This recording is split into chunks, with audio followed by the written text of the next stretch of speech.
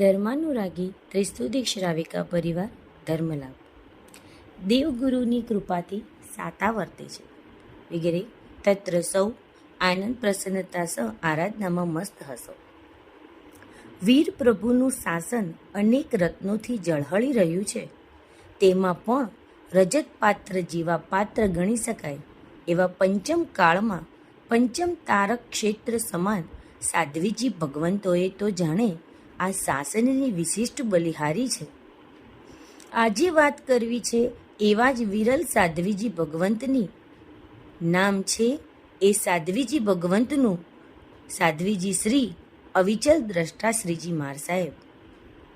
સતત સ્વાધ્યાયમાં મસ્ત આ સાધ્વીજી ભગવંત પ્રાય 160 ઉપર શિષ્યા પ્રશિષ્યા ધરાવતા સાધ્વીજી શ્રી શશિકલા શ્રીજી માર સાહેબના વડીલ શિષ્યાઓમાંના એક વડીલ સાધ્વીજી માર સાહેબ છે.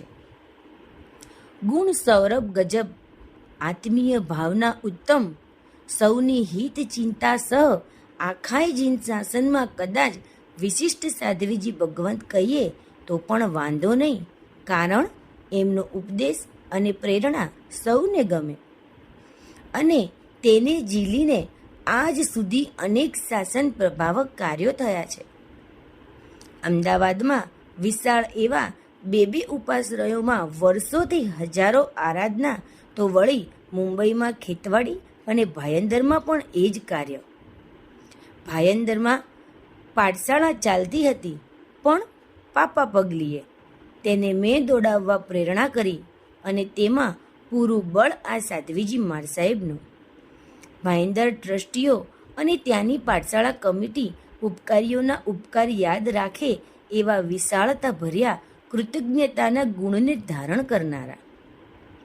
સતત કહે આપ અને સાધ્વીજી માર સાહેબે અમારી પાઠશાળાને દોડતી કરી. એક સાધ્વીજી માર સાહેબ શાસનને શું આપી શકે છે તેનું આ ગજબ ઉદાહરણ છે. ક્ષમતા અને ધીરજ એ બે ગુણ જોવા હોય તો શ્રાવિકા પરિવારે ક્યાંય જવાની જરૂર નથી.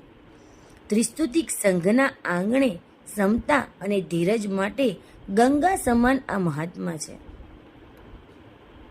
અને એક વાત અમે બીજી પણ લખવાની કે એ થશે કે યુવા ઉંમરમાં બહેનોની દીક્ષા જે સમયે પ્રાય નહોતી થતી એવા સમયમાં થરાદ તીર્થ માટે યુવા દીકરીઓ માટે માર્ગ ખુલ્લો મૂકનારામાં આ સાધ્વીજી પણ એક છે.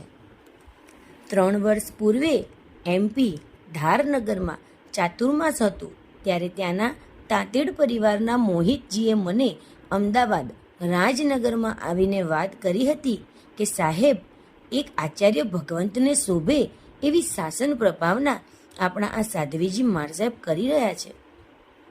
આ શબ્દોથી વધારે શબ્દો કયા હોઈ શકે જીન શાસનના શ્રમણી ભગવંતોના ગૌરવ માટે? ત્યારે દર વર્ષે અનેક ઠેકાણે જેમની પ્રેરણાથી પ્રાયઃ વર્ષી તપ થાય છે તે અંતર્ગત એક છુપી વાત કરી દઉં.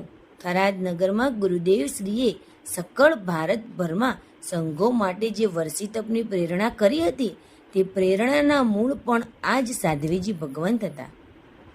અને અત્યારે ભાયંદરના વર્ષી તપમાં મૂળમાં પણ આ જંગમ તીર્થ આ વર્ષે થરાદ તીર્થના રાજનગરમાં મીઠાકળી મધ્યે વરસવાનું છે. એક બાજુ રાજનગરનો સંઘ હોય, બીજી બાજુ અનેક યુવા કાર્યકર્તાઓ હોય, ત્યારે ચોમાસામાં બાકી શું? રાજનગરમાં તો આ વર્ષે બંને બાજુ ભારી પલ્લા છે. ઉત્સવ અને ઉત્સાહ બંને જ છે. સૌને એટલું જ કે એકવાર આ જંગમ તીર્થની આરાધના કરવા જશો, તેમની પાસે સ્વાધ્યાયનો ભરપૂર ફાયદો ઉઠાવશો. એ જ આ પત્ર રમેશભાઈ અનોખી પાસે પહોંચે તો એટલું કરજો કે આવા અનેક ભગવંતોમાં રહેલા ગુણો શ્રી સંઘ માટે વિશિષ્ટ પરિચય તથા સાંસારિક પરિચયથી મૂકશો કે જેથી અન્યના હૃદયમાં સંયમ બીજ રોપાય. લિખિતં ગુરુ જયંત અંતેવાસી મુનિજીનાગમ રત્ન વિજયજી. ચૈત્રવદ 11 સંવત 2080 નવસારી દાદાવાડી. ત્રિસ્તુતિક શ્રાવિકા પરિવારના જય જિનેન્દ્ર. પ્રણામ.